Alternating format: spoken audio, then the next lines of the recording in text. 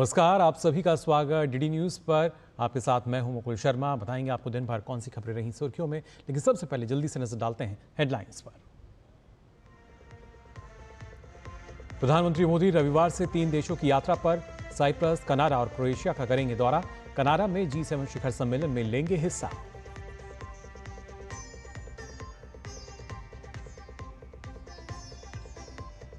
अहमदाबाद विमान हादसे पर नागरिक उड्डयन मंत्री राममोहन नायडू ने कहा, जांच कमेटी 3 महीने में देगी रिपोर्ट। ब्लैक बॉक्स से मिलेंगे हादसे के सुराग। पीड़ित परिवार के साथ खड़ी है सरकार।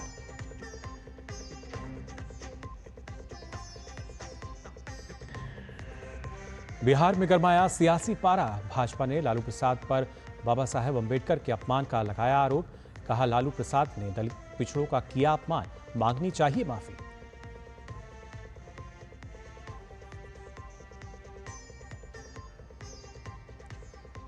इजराइल के साथ तनातनी के बीच ईरान ने अमेरिका, ब्रिटेन और फ्रांस को दी चेतावनी। कहा, इजराइल की मदद करने पर भुगतने होंगे गंभीर परिणाम। इजरायली रक्षा मंत्री कैट्स ने ईरान को भारी कीमत चुकाने की दी धमकी।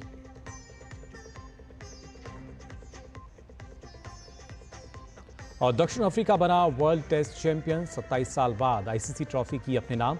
फाइनल में गत विजेता ऑस्ट्रेलिया को दी मात। गेम चेंजर बनी मार्करम की शतकीय पारी। और आइए खबरें देखते हैं विस्तार से। सबसे पहले बात करते हैं प्रधानमंत्री नरेंद्र मोदी के दौरे को लेकर। आपको बता दें, प्रधानमंत्री नरेंद्र मोदी रविवार को साइप्रस की यात्रा करेंगे। पीएम के 3 देशों के दौरे का ये पहला चरण होगा। साइप्रस में पीएम वहां के राष्ट्रपति के साथ द्विपक्षीय बैठक करेंगे। दोनों देशों के बीच सहयोग को और मजबूत करने की दिशा में ये यात्रा अहम मानी जा रही है। 3 देशों की यात्रा के पहले चरण में प्रधानमंत्री नरेंद्र मोदी रविवार से साइप्रस गणराज्य का दौरा करेंगे। पीएम राजधानी निकोसिया में राष्ट्रपति निकोस क्रिस्टोडोलाइड्स से द्विपक्षीय वार्ता करेंगे। 2 दिवसीय यात्रा में पीएम अन्य शीर्ष हस्तियों से मुलाकात और लिमासोल में व्यापारिक नेताओं को संबोधित भी करेंगे। 2 दशक से अधिक समय में किसी भारतीय प्रधानमंत्री के इस पहले साइप्रस दौरे को लेकर वहां बहुत उत्साह है। I think it's very important that the relations of these two countries will be addressed, and also I have no doubt in my mind that there will be a further strengthening of these relations in various aspects, including economy, science, cultural exchange. Bharat Cyprus के बीच ऐतिहासिक रूप से मजबूत रिश्ते रहे हैं। Bharat Cyprus के आजादी के संघर्ष का समर्थक रहा। 1960 में साइप्रस की आजादी के बाद ये संबंध और मजबूत हुए। 1962 से दोनों देशों के बीच मजबूत राजनयिक रिश्ते चले आ रहे हैं।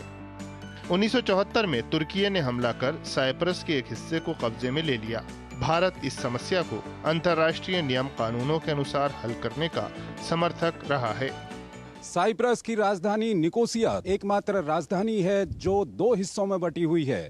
50 साल पहले यहाँ पर तुर्की ने कब्जा कर लिया था। उसके बाद यह हिस्सा तुर्की के अधीन बना हुआ है। साइप्रस इस हिस्से को पाने के लिए दुनिया भर में बातचीत करते रहता है, लेकिन अभी तक साइप्रस को कोई सफलता नहीं मिली है और इस हिस्से को सिर्फ और सिर्फ तुर्की मान्यता देता है। दुनिया का कोई भी देश इस हिस्से को मान्यता नहीं देता।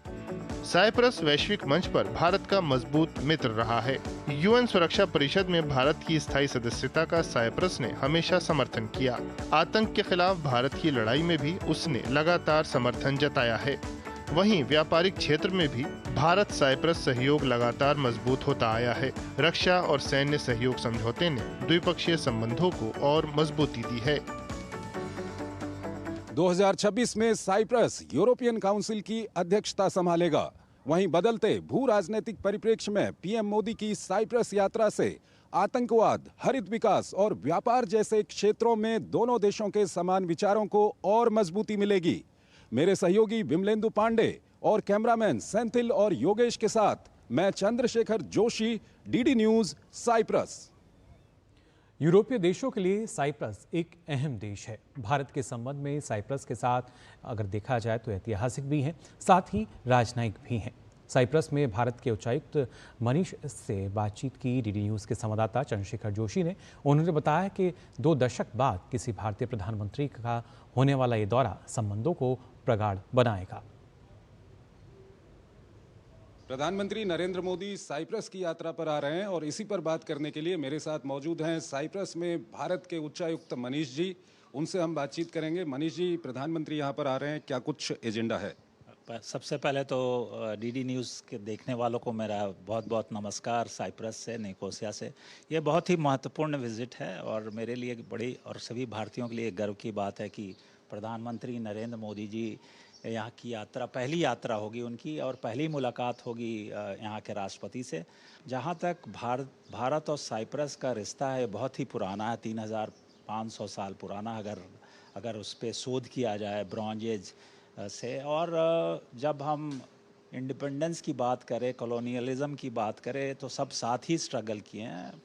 हमारे नॉन अलाइंड मूवमेंट में रिश्ते थे, हमारे पूर्व प्रधानमंत्री और प्रेसिडेंट मैकारियोस के बीच अच्छी तालमेल थी। लेकिन अब जो मेन एजेंडा है, जब यूरोपियन यूनियन का मेंबर बना 2022 में, हमने 60 साल वर्षगांठ बनाई अपने डिप्लोमेटिक रिलेशनशिप की, तो हमें अपने ऐतिहासिक संबंधों को सुदृढ़ता देने के लिए कंटेम्प्रेरी कंटेंट लाने की। वो कौन कौन से क्षेत्र हो सकते हैं जिसमें दोनों देश और आगे बढ़ सकते हैं? हालांकि पहले से काफ़ी समझौते हुए हैं, काफ़ी क्षेत्रों में दोनों देश काम कर रहे हैं। देखिए, मेरा फोकस जब से मैं हूँ तो ट्रेड, इकोनॉमिक, टूरिज़्म, टेक्नोलॉजी वाले पे ज़्यादा मैंने काम किया है। क्योंकि साइप्रस को अगर देखा जाए, इसकी आपकी लोकेशन, जोग्राफिकल लोकेशन देखे तो ये गेटवे टू यूरोपियन यूनियन है, क्योंकि यूरोपियन यूनियन का मेंबर तो है। फिर इसकी रीजनल पोजीशन देखिए, यहाँ से आप यूरोप जा सकते हैं क्योंकि यूरोप का पार्ट है ये, फिर मिडिल ईस्ट पास में है, फिर नॉर्थ अफ्रीका पास में है। तो हमारी कोशिश है कि जो हमारे भारतीय कंपनी हैं, भारतीय निवेशक हैं, जो यहाँ पे बढ़ाना चाहते हैं अपने व्यापार या अपने इन्वेस्टमेंट या अपनी टेक्नोलॉजी को, उस यहाँ के जो व्यवस्था है, इन्वेस्टमेंट रेजीम है, सिस्टम है, उसका यूज़ करें। और पिछले 1 साल में काफ़ी कुछ इस पे हुआ है, काफ़ी कंपनियाँ आई हैं।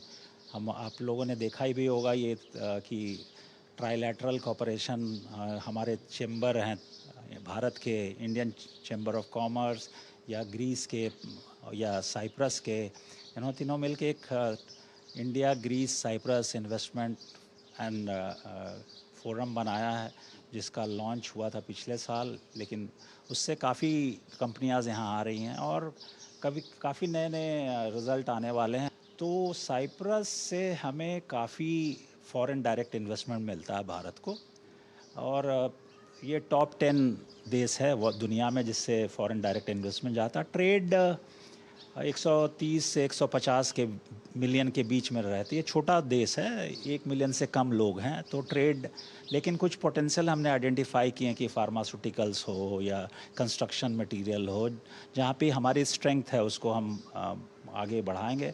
और ये है, और नए जैसे trade, technology, startup, innovation, renewable energy, water, infrastructure, basically इस पे हम दोनों को, जहाँ हर चाहे बड़ा मुल्क हो छोटा मुल्क है, सिनर्जी तो मिलती है।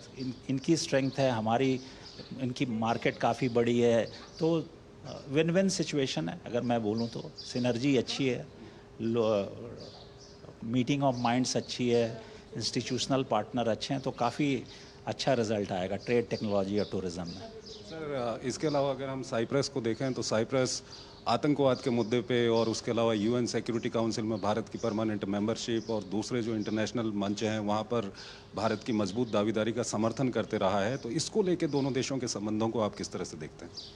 ये ट्रेडिशनली हम जो भी पॉलिटिकल बायलैटरल रिलेशंस है, एक दूसरे को हमेशा सपोर्ट किया है हमने, चाहे वो क्योंकि हम ना ही कॉमनवेल्थ पार्टनर्स हैं, बल्कि हम यूएन के मेंबर भी हैं। उसके पहले भी हम नॉन अलाइंड मूवमेंट के मेंबर्स थे। तो राजनीतिक संबंध तो हमेशा से सुदृढ़ हुए हैं, और स्टेटेड पोजीशन है दोनों देशों की, वो हमें सपोर्ट करते हैं। तो मनीष जी ने बताया कि भारत और साइप्रस के संबंध पहले से ही मजबूत हैं और जब प्रधानमंत्री नरेंद्र मोदी यहाँ पर आएंगे, साइप्रस के राष्ट्रपति से मुलाकात करेंगे और दूसरी महत्वपूर्ण बैठकें होंगी, उसके बाद ये संबंध और मजबूत होंगे।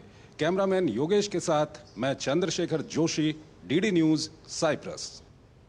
तो जाहिर तौर पर प्रधानमंत्री की साइप्रस यात्रा के बाद दोनों देशों के बीच जो संबंध हैं भारत और साइप्रस के और भी प्रगाढ़ होते हुए नजर आएंगे। फिलहाल बुलेटिन में हम एक छोटे से ब्रेक के लिए जल्द लौटते हैं। सस्ते वाले दाल मसाले स्वाद हुआ बेकार, एमडीएच की हल्दी मिर्ची धनिया करे कमाल, ये रंग दे, ये खुशबू दे, ये तीखा, ये कम पड़े, क्या निराला एमडीएच मसाला। जो लक्ष्य चुना था समझ आने लगा है। जीएलए यूनिवर्सिटी, उच्च लक्ष्य की निश्चित प्राप्ति। कहते हैं कि dog is man's best friend, पर चौबे जी के अस्पताल का बिल हम थोड़े ना भर सकते हैं। उस दिन कहने लगे नी रिप्लेसमेंट, 4 लाख का खर्चा आया। अच्छा हुआ हेल्थ इंश्योरेंस था, वरना तुम कंजूसों से मांगना पड़ता। अरे जियो चौबे जी, अच्छा किया इंश्योरेंस लिया। अब आया असली स्वाद। अब आया स्वाद। जब स्वाद के पड़े हो लाले तो एमडीएच का चंकी चाट मसाला डालें। एमडीएच का चंकी चाट मसाला। एमडीएच।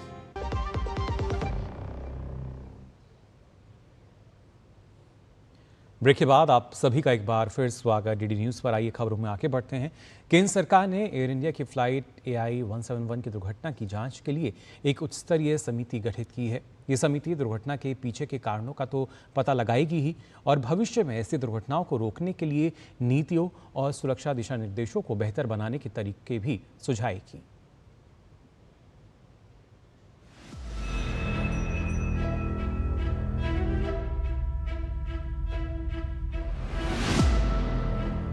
गुजरात के अहमदाबाद में हुए एयर इंडिया फ्लाइट AI 171 के हादसे को लेकर केंद्र सरकार ने उच्च स्तरीय समिति का गठन किया है।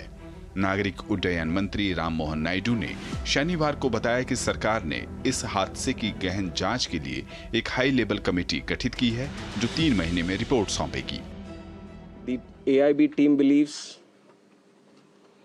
that this decoding of the black box is going to give a in-depth insight into what would have actually happened during the process of the crash or moments before the crash itself.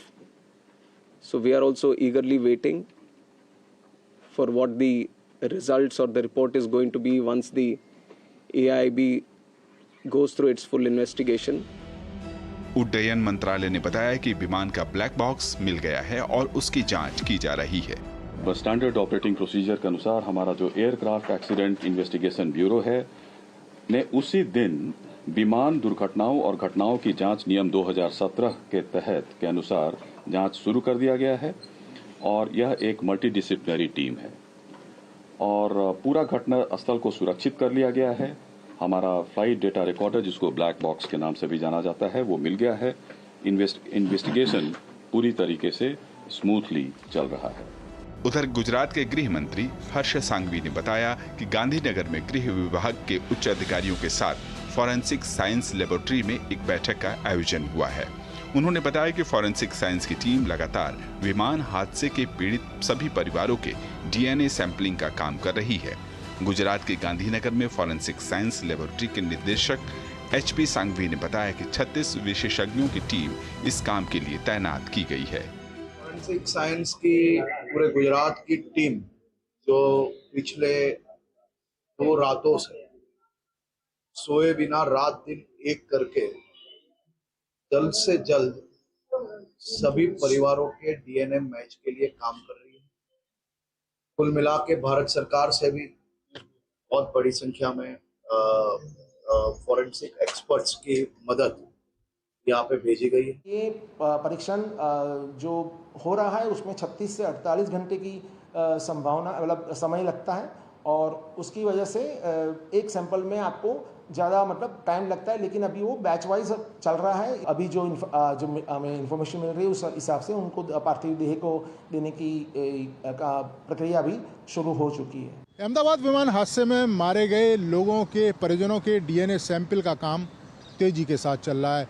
इसके साथ ही सरकार ने इस बात के भी दिशा निर्देश दिए हैं कि एयर इंडिया के जो बोइंग बाकी के जो विमान हैं उनकी भी जो जांच है वो पूरी की जाए। इस बीच अहमदाबाद एयर इंडिया विमान हादसे के बाद सभी बोइंग 787 विमानों की तत्काल जांच शुरू कर दी गई है। एयर इंडिया भारतीय विमानन नियामक DGCA ने सोशल मीडिया के जरिए इस बात की जानकारी देते हुए कहा कि अहमदाबाद विमान हादसे में सुरक्षा जांच पूरी करने की प्रक्रिया में है। यह जांच बोइंग 787 बेड़े पर की जा रही है क्योंकि वो अपने अगले परिचालन के लिए मंजूरी दिए जाने से पहले भारत लौट रहे हैं। एयर इंडिया प्रवक्ता ने बताया कि एयर इंडिया ने बोइंग 787 विमानों में 9 की जांच पूरी कर ली है और शेष 24 विमानों के लिए नियामक द्वारा दी गई समय सीमा के भीतर इस प्रक्रिया को पूरा करने के लिए वो तैयार हैं। टाटा ग्रुप के बाद अब एयर इंडिया ने भी मुआवजे का ऐलान किया है। एयर इंडिया ने सोशल मीडिया प्लेटफॉर्म X पर कहा कि हमारे निरंतर प्रयास के हिस्से के रूप में एयर इंडिया तत्काल वित्तीय जरूरतों को पूरा करने में मदद करने के लिए मृतकों के परिजनों को 25 लाख रुपए का अंतरिम भुगतान प्रदान करेगा। यह टाटा सन्स द्वारा पहले से घोषित 1 करोड़ सहायता के अतिरिक्त है। नीरज सिंह के साथ निशांत राय की रिपोर्ट, DD न्यूज। अहमदाबाद में विमान दुर्घटना में मारे गए लोगों का पोस्टमार्टम सिविल अस्पताल में चल रहा है। अस्पताल में बड़ी संख्या में हादसे में हताहत हुए लोगों के परिजन पहुंच रहे हैं। ऐसे में आने वाले परिजनों को किसी तरह की परेशानी ना हो, इसके लिए सैकड़ों की संख्या में RSS और विश्व हिंदू परिषद और बजरंग दल के कार्यकर्ता लोगों की सहायता कर रहे हैं। उनके खाने पीने, अस्पताल की व्यवस्था और अस्पताल में ट्रैफिक के संचालन की जिम्मेदारी ये उठा रहे हैं। देखिए अहमदाबाद से संवाददाता नीरज सिंह की खास रिपोर्ट। इस समय अहमदाबाद के सिविल हॉस्पिटल के मोर्चरी कॉम्प्लेक्स में है और यहाँ पर आपको बता दें कि जो अहमदाबाद में विमान हादसा हुआ था उनके लोगों का पोस्टमार्टम यहाँ पर किया जा रहा है जो इस हादसे का शिकार हुए थे। और आप देखें कि यहाँ पर जो RSS के लोग हैं उन्होंने ग्राउंड पर उतरकर जन सेवा करने का जो फैसला है वो लिया है और यहाँ बड़ी संख्या में RSS के जो कार्यकर्ता हैं वो मौजूद हैं। लोगों को चाहे पीने के पानी की व्यवस्था हो, खाने की व्यवस्था हो, ट्रैफिक का इंतजाम हो, वो तमाम जो सुविधाएं हैं वो RSS के जो लोग हैं वो कर रहे हैं। अगर आप यहाँ देखें कि यहाँ पर एक कैंप लगाया गया है और जहाँ ठंडे पानी की व्यवस्था है वो यहाँ पर मौजूद है। आप लोग क्या डिस्ट्रीब्यूट कर रहे हैं? पानी का हम डिस्ट्रीब्यूशन कर रहे हैं अभी यहाँ पे सब लोगों के लिए। तो ये आप देखें कि यहाँ पीने के पानी का जो इंतजाम है, इसके साथ ही आप देखें कि यहाँ पर जो विश्व हिंदू परिषद है उसका भी एक कैंप है और यहाँ पर जो डिस्ट्रीब्यूशन है, चाहे खाने का सामान हो, बिस्किट्स वगैरह हो, वो लोगों को उपलब्ध करा रहे हैं। किस तरह की जिम्मेदारी दी गई है आपको? हम ये जिम्मेदारी हमने अपने पर्सनल के हिसाब से लिया है। हम लोग एक मेरे अपने करके नाम का एक हमने ग्रुप बनाया है। सभी हम लोग एक ही कंपनी के एम्प्लॉइज़ है और सबने NGO टाइप का ग्रुप बनाया। तो आज हमने देखा कि यहाँ पे आज जितनी भी जो विमान दुर्घटना में जो डेड बॉडी वाले जो परिजन लोग आए हैं और पुलिस वाले और मीडिया वाले हैं, तो उनको हमारी तरफ से फूड पैकेट्स, पानी की बॉटल और बिस्किट्स वगैरह हम लोग अपने हिसाब से बाँट रहे हैं। तो ये आपने देखा कि तमाम जो इंतजाम है यहाँ के लोगों के लिए RSS के साथ साथ दूसरे जो NGO हैं, दूसरे जो संगठन हैं वो भी यहाँ पर लगे हुए हैं कि यहाँ आप किस तरह से डिस्ट्रीब्यूट कर रहे हैं, क्या क्या आप उपलब्ध करवा रहे हैं लोगों के लिए? लोगों के लिए यहाँ पर पानी की और चाय पानी नाश्ते की व्यवस्था विश्व हिंदू परिषद बजरंग दल के द्वारा की गई है। यहाँ पर जो भी जिनके भी लोगों के यहाँ पर मृत्यु, उनके परिवार को, लोगों को सबको दिया जा रहा है और हम सब कार्यकर्ता यहाँ पर मिलकर ये सेवा कर रहे हैं। RSS और बजरंग दल के जो तमाम कार्यकर्ता हैं, जो लोग हैं, वो यहाँ पर मैदान में हैं और सेवा कर रहे हैं लोगों की, ख़ास तौर से उन लोगों की जो इस आपदा में जिनके परिजन शिकार हुए हैं, जिनको तमाम तरह की परेशानियाँ झेलनी पड़ रही हैं, उनके लिए ये तमाम तरह के इंतजाम 24 घंटे कर रहे हैं। कैमरामैन ललित के साथ नीरज सिंह, DD न्यूज़, अहमदाबाद। खबरों में आगे बढ़ते हैं। आपको बता दें, लालू प्रसाद यादव के जन्मदिन के मौके पर भीमराव अंबेडकर की तस्वीर को उनके पैरों के सामने रखने और तलवार से केक काटने के मामले में सियासी पारा गर्म हो गया है। बीजेपी ने वीडियो जारी करते हुए लालू प्रसाद पर अंबेडकर के अपमान का आरोप लगाया है। वीडियो में बाबा साहेब भीमराव अंबेडकर की तस्वीर जमीन पर और लालू प्रसाद यादव के पैरों के पास रखी नजर आ रही है। इसके साथ ही लालू ने अपने 78वें जन्मदिन पर 78 किलो का लड्डू का केक तलवार से काटा। आइए देखते हैं ये रिपोर्ट। बाबा साहब के अपमान का मामला, लालू प्रसाद पर अपमान का आरोप। भाजपा ने कहा अहंकार में चूर हैं लालू प्रसाद। राजद प्रमुख लालू प्रसाद ने अभी 11 जून को अपना 78वां जन्मदिन मनाया है, लेकिन उनके जन्मदिन से जुड़े वीडियो से बिहार में सियासी खलबली मच गई है। दरअसल सोशल मीडिया पर एक वीडियो वायरल हो रहा है जिसमें लालू यादव को उनके एक समर्थक की ओर से उपहार के रूप में अंबेडकर की तस्वीर भेंट की जा रही है। लालू प्रसाद अपना पैर दूसरी कुर्सी पर रखे हुए हैं।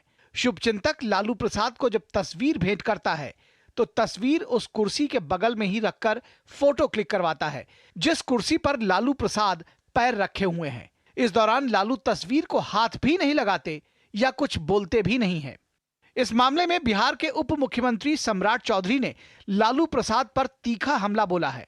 उन्होंने कहा कि यह अत्यंत दुर्भाग्यपूर्ण है कि लालू प्रसाद के जन्मदिन के दिन बाबा साहब भीमराव अंबेडकर का अपमान हुआ। लालू जी के जन्मदिन के दिन जिस तरह बाबा साहब भीमराव अंबेडकर साहब का अपमान हुआ, इससे ज्यादा लोकतंत्र में शर्मसार करने वाला घटना, राजनीतिक तौर पर काला अध्याय राष्ट्रीय जनता दल का प्रतीक साफ साफ दिखाई देता है। बिहार सरकार में अनुसूचित जाति जनजाति कल्याण मंत्री जनक राम लालू प्रसाद और उनके परिवार पर अहंकार के कारण ऐसा करने का आरोप लगाते हैं। उन्होंने कहा कि लालू यादव केक तलवार उठाकर काट सकते हैं मगर समर्थक के दिए फूल और उपहार को हाथ नहीं लगाते हैं। एक तरफ बाबा साहब अंबेडकर को आप पैरों में रख करके अपमान करते हैं, यानी करोड़ों करोड़ों दलितों पिछड़ों कलियतों का आपने अपमान किया, और एक तरफ अपने जन्मदिन के अवसर पे तलवार से आपने केक काट रहे हैं। क्या युवाओं में संदेश देना चाहते हैं? यही ना संदेश आपका स्पष्ट है कि हम अगर भूल चूक से आते हैं तो तलवार का ही राजनीति करना है, हथियार का ही राजनीति करना है। राजद के मुख्य प्रवक्ता शक्ति सिंह यादव ने इस मामले में सफाई दी है। उन्होंने कहा कि जो लोग लालू यादव को जानते हैं उनको पता है कि लालू ने ही अंबेडकर को सच्चे अर्थों में सम्मान दिया है। चिकित्सकों के परामर्श अनुरूप उनको बैठने का जो पोज उस हिसाब से बैठे थे। अब कोई पीछे से फोटो लिया उसको दृष्टिकोण बदल रहा है, कोई आगे से फोटो लेकर के उसका दृष्टिकोण बदल रहा है। बाबा साहब की प्रतिमा तो हाथ में है, आदरणीय लालू प्रसाद जी अपने चेयर पर है। जिस प्रकार से उन्होंने बाबा साहब को अपमानित करने का कार्य किया, आज सबके सामने वह तस्वीर है कि किस तरह उसे एक कोने में उठा के तस्वीर को फेंक दिया गया है। यह केवल बाबा साहब का अपमान नहीं है बल्कि पूरे राष्ट्र का अपमान है। बिहार विधानसभा चुनाव से पहले लालू प्रसाद के 2 वीडियोस को लेकर एनडीए ने उन्हें घेरना शुरू कर दिया है। इसके साथ ही भाजपा लोगों को राजद के शासनकाल के जंगल राज की भी याद दिला रही है। पटना से मधुरेश नारायण की रिपोर्ट, डीडी न्यूज। और फिलहाल बुलेटिन में हम यहाँ रुक रहे हैं एक छोटे से ब्रेक के लिए, जल्द लौटते हैं।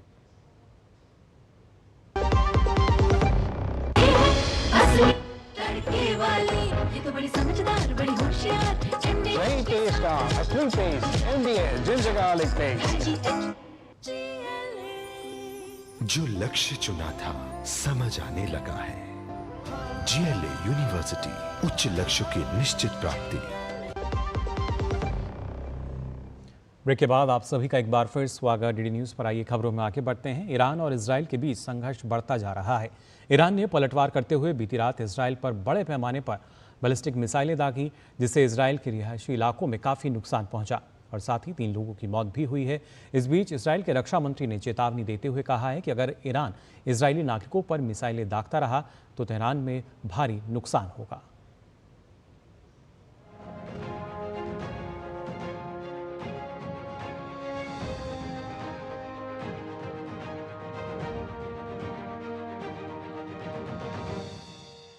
ईरान और इजराइल के बीच संघर्ष के ये दो नजारे आपसी हमलों की विभीषिका को बयां कर रहे हैं।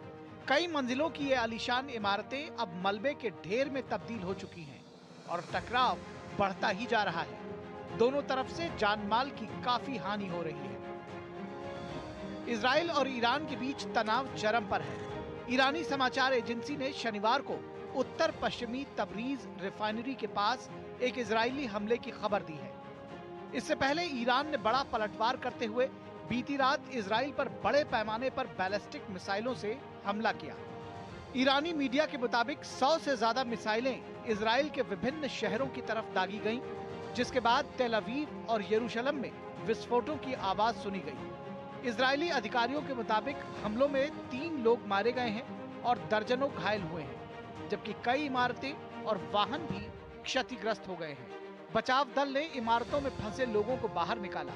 इजरायली डिफेंस फोर्सेस IDF ने बताया कि इजराइल में मिसाइल हमलों के बाद कई इलाकों में सायरन बजाए गए और नागरिकों को शेल्टरों में रहने के निर्देश दिए गए। वहीं इजरायली सेना ने एक वीडियो जारी करके बताया है कि ईरान की तरफ से आने वाले ज्यादातर ड्रोन्स को हवा में ही मार गिराया गया। यह निराशा की बात है। आप नहीं जानते कि यह स्थिति हमें कहां ले जाएगी। यह एक भयानक बात है। आप वास्तव में नहीं जानते कि अगले दिन क्या होने वाला है। मैं अगले दिन, अगले सेकंड के बारे में नहीं कहूंगी, इसलिए यह अच्छा नहीं है। जब हम यहाँ साइट पर आए तो हमने देखा कि वहाँ बहुत से लोग घायल थे और खोज और बचाव के साथ हमने उन्हें खोजना शुरू किया और उन्हें अस्पताल ले गए। वहाँ बहुत नुकसान हुआ था और जैसा कि आप देख सकते हैं कि यह एक बड़ी साइट है। उधर ईरान ने पुष्टि की है कि इजरायली हमलों में फोर्डो परमाणु संयंत्र को कुछ नुकसान पहुंचा है। ईरानी सरकारी टीवी की रिपोर्ट के मुताबिक तेहरान में हुए हमले में 60 लोग मारे गए, जिनमें 20 बच्चे शामिल हैं। ईरान के यज़्द शहर में इजराइल के साथ सहयोग करने के आरोप में 5 लोगों को गिरफ्तार किया है। इस बीच ईरान ने अमेरिका, ब्रिटेन और फ्रांस को चेतावनी दी है कि यदि वे ईरान के हमलों को रोकने में इजराइल की मदद करते हैं तो ईरान पश्चिम एशिया में उनके ठिकानों और जहाजों को निशाना बनाएगा। तो वहीं इजराइल के रक्षा मंत्री ने चेतावनी देते हुए कहा कि अगर ईरान इजरायली नागरिकों पर मिसाइलें दागता रहा तो तेहरान में भारी नुकसान होगा। पश्चिम एशिया में बिगड़ते हालात के बीच पोप लियो ने ईरान और इजराइल से तर्कपूर्ण तरीके से काम करने और बातचीत जारी रखने की अपील की। ईरान और इजराइल में स्थिति गंभीर रूप से खराब हो गई है और ऐसे नाजुक क्षण में मैं जिम्मेदारी और तर्क की अपील को दोहराना चाहता हूं। परमाणु खतरे से मुक्त एक सुरक्षित दुनिया के निर्माण की प्रतिबद्धता को सम्मानजनक और ईमानदार बातचीत के माध्यम से जारी रखना चाहिए। इजराइल के कब्जे वाले वेस्ट बैंक में फिलिस्तीनी शहरों पर लगाया गया लॉकडाउन शनिवार को दूसरे दिन भी जारी रहा। इजरायली सेना ने वेस्ट बैंक के विभिन्न शहरों और कस्बों के प्रवेश द्वारों को बंद कर दिया।